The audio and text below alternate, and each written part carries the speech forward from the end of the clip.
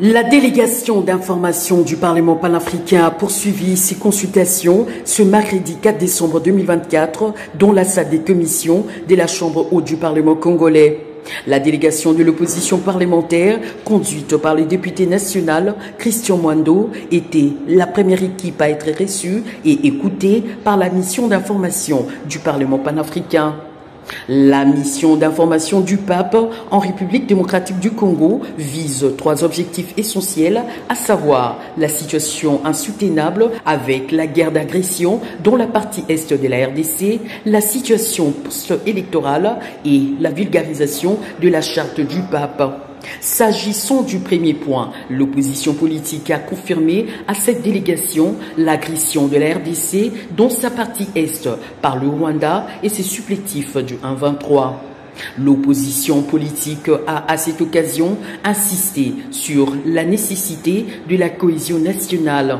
Signataire de la charte panafricaine, la RDC compte ratifier ces documents dans le tout prochain jour. Nous avons effectivement confirmé à cette délégation la guerre d'agression que nous subissons à l'Est et nous avons insisté sur la nécessité de la cohésion nationale pour faire face à cette agression. Nous avons également parlé de la charte qui reprend des points pour lesquels notre pays a déjà signé, mais dont il manque la ratification.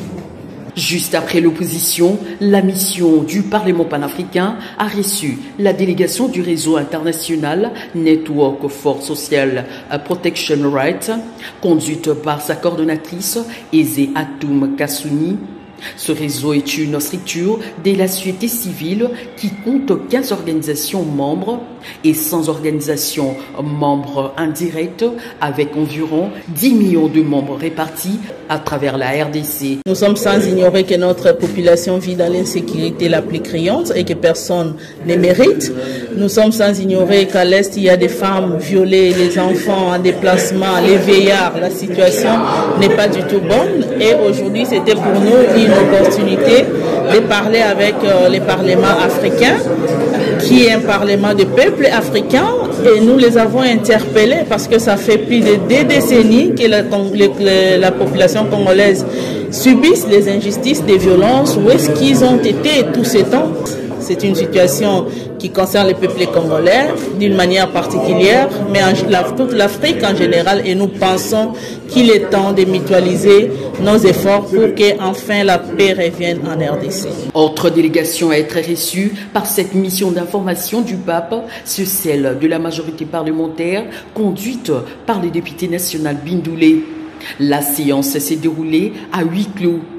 Au sortir de cette rencontre, le porte-parole de la délégation, le député national Eliezer Ntambwe, en a dévoilé le grandes lignes. La délégation panafricaine est venue sur demande du président de l'Assemblée nationale qui a estimé lors de son intervention à l'Assemblée panafricaine et qui a estimé nécessaire que les parlementaires viennent palper du doigt les réalités de l'agression dont nous sommes victimes.